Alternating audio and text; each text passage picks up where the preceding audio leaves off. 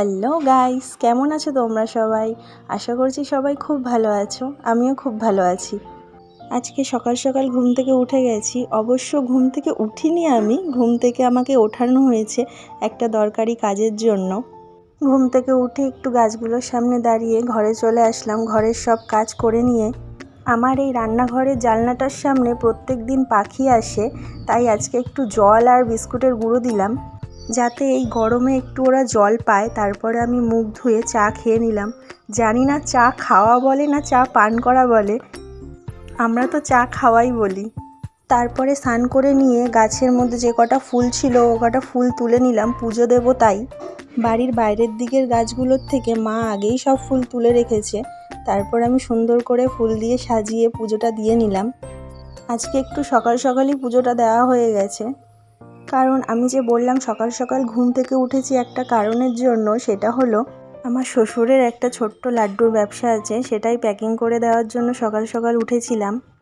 আর ওইদিকে আমার কাজ সারতে সারতে এদিকে মার রান্নাও হয়ে গেছে। আজকে আমাদের দুপুরের মেনু সাদা ভাত, টক ডাল আম দিয়ে, আলু ভাজা আর রুই মাছ। আর আমাদের রোজকার মেনুতে কিছু থাকুক চাই না থাকুক, পাঁপড় ভাজাটা তো থাকেই। আর আজকে আমার ননদের মেয়ে এসছে, ও কি বানিয়েছে ওগুলো আমাদের দেখাচ্ছিল। দেখো, নেল আর্ট বানিয়েছে, নেল আর্টের বুক।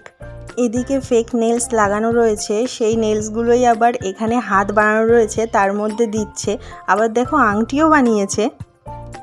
নেল আর্টের আরেকটা বুক যার মধ্যে দেখো কি আছে, কিউআর কোড আছে, মানে পেমেন্ট করতে পারবে নেল আর্ট করার পর। আবার কেউ যদি নাম্বার দিয়ে পেমেন্ট করতে চায় সেই নাম্বারও রেখেছে।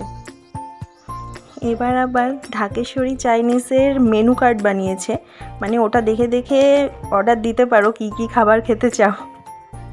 পজ করে মেনু কার্ডটা দেখে নিতে পারো। কারো কিছু অর্ডার দেওয়ার থাকলে অর্ডারটা কিন্তু ঝটপট দিয়ে দেবে। এখানে আবার ঢাকেশ্বরী চাইনিজের যেভাবে বিল পেমেন্ট করতে পারবে সেটা একটা ছোট্ট মানি ব্যাগও রেখেছে, ওর মধ্যে আবার 500 টাকার নোটও আছে। তারপরে আবার কি বানিয়েছে, ও কার্ড পেমেন্টও করতে পারো, সেই সুবিধাও আছে সবার, ঠিক আছে। আবার নাম্বার দেওয়া আছে কার্ড পেমেন্টে, আবার কার্ডও রয়েছে, কার্ড এভাবে সোয়াইপ করতে হবে, ওটাও দেখিয়ে দিল।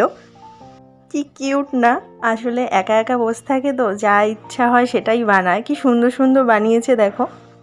এদিকে বানিয়েছে কাটাকুটি খেলা, আবার পাজল বানিয়েছে, আবার এদিকে মেমোরি টেস্টও আছে। এদিকে আবার ছক্কা ফেলে ফেলে কে আগিয়ে যেতে পারে, ছক্কাটাও কিন্তু ও ক্লে দিয়েই বানিয়েছে। আবার চুজ দ্য নাম্বার গেমও আছে, যে যেটা চুজ করবে সে সেটাই, ওটাই আমাকে দেখাচ্ছিল। দেখো এই নাম্বারে এটা রয়েছে। কি কি লেখা ছিল আমার এখন আর ঠিক মনে নেই। ইউ আর এ পাগল, you are a good girl, এইসবই লেখা ছিল।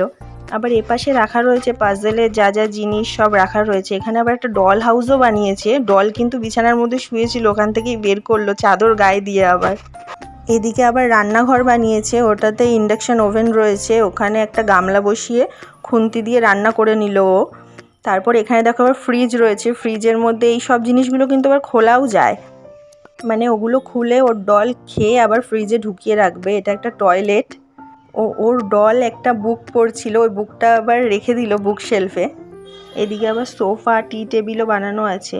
আর এখানে আলমারি আছে, আলমারির মধ্যে ওর জামা কাপড় রয়েছে পুতুলের, আবার একটা ড্রেস ও পরে রয়েছে। মানে ভাবতে পারছো ওর মাথায় কত বুদ্ধি আছে, যে কত কিছু কিউট কিউট জিনিসও বানিয়েছে। আবার একটা ব্যাঙও বানিয়েছে, ওটা লাফিয়ে লাফিয়ে যাচ্ছে, কি সুন্দর। তারপর আমার ননদের মেয়ে স্পেশালি যেটার জন্য আমার কাছে আজকে এসেছিল, মোমো খাওয়ার জন্য, সেটাই বানিয়েছি। মানে আমি সব রেডি করে দিয়েছি, ও শেপগুলো দিয়েছে। ও দেখো শেপগুলো কত ফানি ফানি দিয়েছে। একটা সিঙ্গারা বানিয়েছে, কোনোটা আইফেল টাওয়ার, গিফট বক্স বানিয়েছে, টুপি বানিয়েছে, নিমকি বানিয়েছে, এটা আবার বালিশ, তোমাদেরকে আবার তুলে তুলে দেখাচ্ছে। আবার স্টাইলিশ টি শার্টও বানিয়েছে। তোমরা বলো কোন শেপটা বেশি ভালো হয়েছে। এই টুপিটা কিন্তু আমি বানিয়েছি, বাদবাকি সব কটাই ও বানিয়েছে। যদি আমার ভিডিওটা ভালো লাগে প্লিজ লাইক, শেয়ার, সাবস্ক্রাইব করে দিও।